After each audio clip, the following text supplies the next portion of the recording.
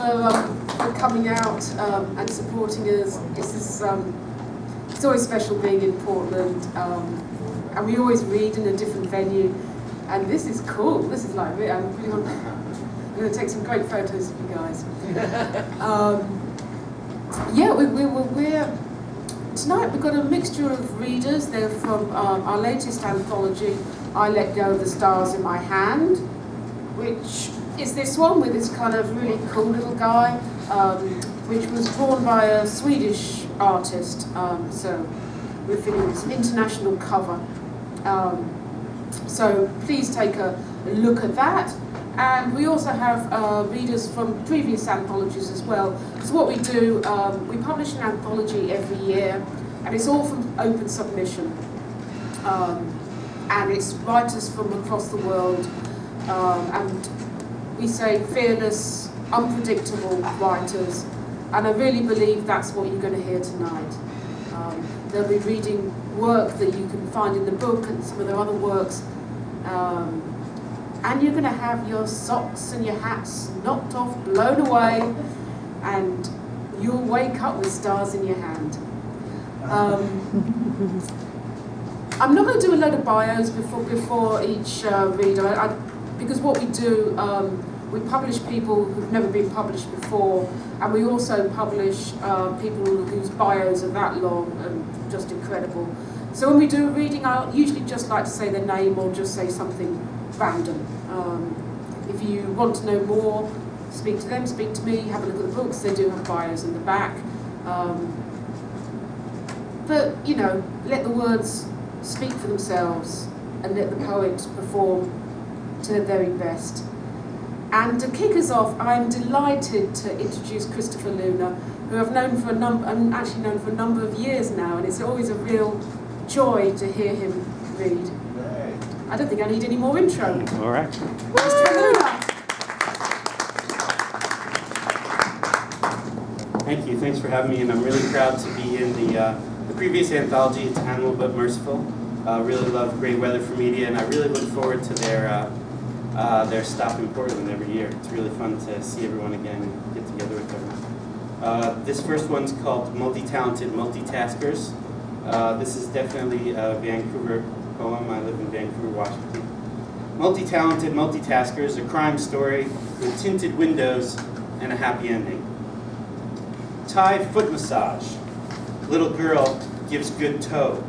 Needs out a happy ending.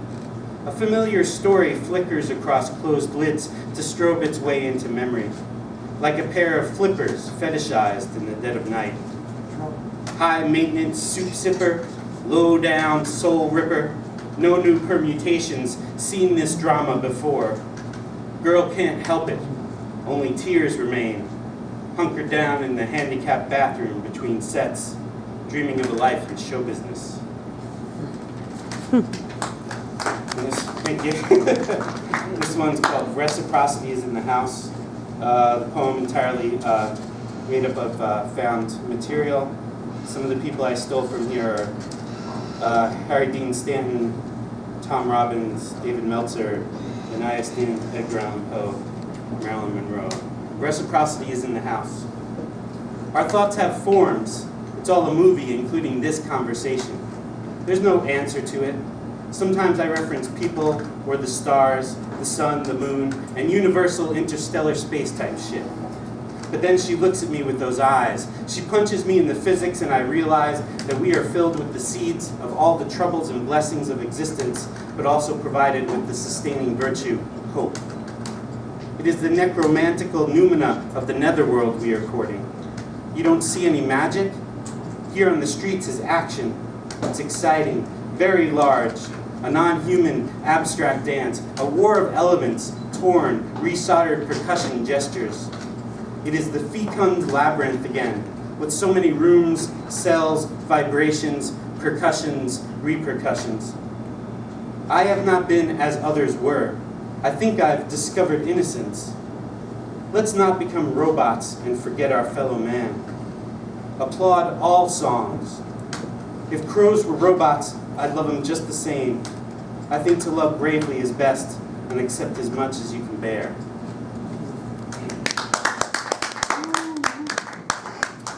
And I'm from New York originally. This is a little prose poem about missing my home. Best laid plans. When I finally make it back to my birthplace, what will remain of what I once loved? Will I recognize the place? Who will be around? Who will take me in? Will it be too late? All my family and friends dead or moved on? Will the rhythm of the street be familiar? Or will it be like enduring a lame cover of Stairway to Heaven? How much of what I remember is accurate? How will I separate truth from myth? New York City is Valhalla, looms taller in my heart's memory than the Twin Towers. Bedrock, boombox, sitting with the bleacher bums at the house that Ruth built. Melancholy, syncopation, straight talk, efficiency, cacophony, chaos. Beauty so hardcore it tears at your insides. Will the city still have that swing? Will I? Will I have strength enough to strut down those streets again? Or will I collapse into the piss on the sidewalk, shaking my cane at the sky? So I want to thank Jean again. I also want to apologize to my fellow readers, all of whom I really respect and admire. I have another reading tonight, so that's the reason why I'm leaving a little bit early. I wanted to end with, because I think, I haven't submitted them to Great Weather for Media, but I think it would work. I was part of something called the Pulitzer Remix, and what it was they found 85 people. Each of us took one of the Pulitzer Prize-winning novels and wrote a poem a day during National Poetry Month 2013. I worked with Norman Mailer's The Executioner's Song, and so I wanted to read a couple of examples of the poems that came out of that project to finish up here. The first one's called Connubial Visits Were Happiness Itself. An awesome afternoon at Walgreens, where you get the things. Altered perception of reality, can see that possibility. Calm, solemn, completely surrounded by beautiful, soft faces. Good conversation, helpful insights. Feel beautiful, not fake.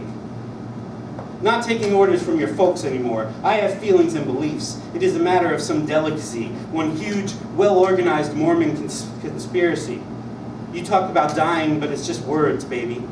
Appreciate and understand. Want to get loose, lit up, wasted in a nice, quiet way. I'm burning to get it on, reopen it.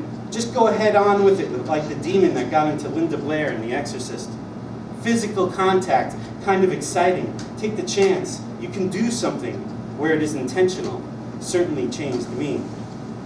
She watched Crazy Pony constantly, flabbergasted by all the adrenaline he generated. Continued intoxication, got that mane of hair bobbing. Fiance was alert, right there laughing with him. Pregnant, pretty, wanting to live. Lay me down on the floor, place it in, make some contribution. Best chance today, wiped out his heart like an electric shock.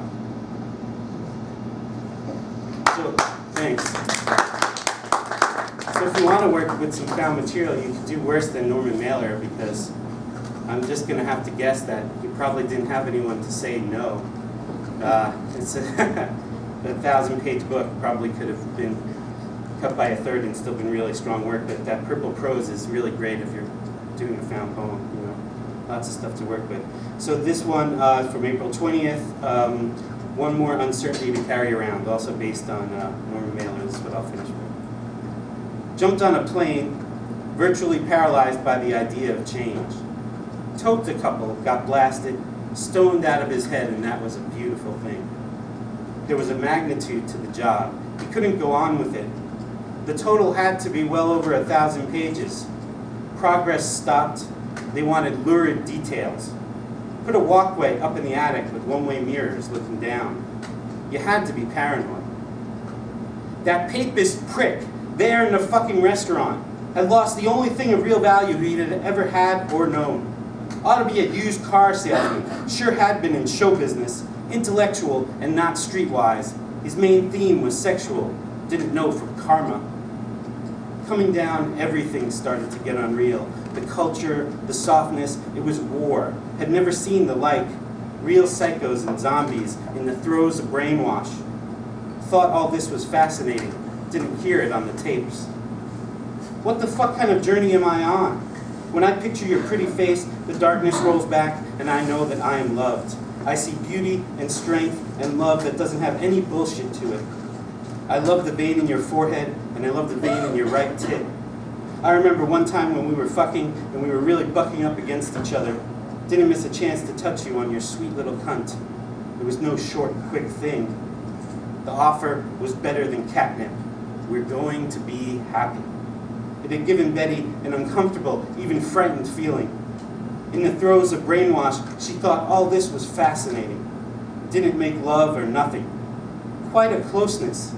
Far out, on the other side of sex, as if it was her soul taking the trip, rather than any juices starting to flow. It was as if they stood on a ledge, and sorrow was as light as all the air below the fall.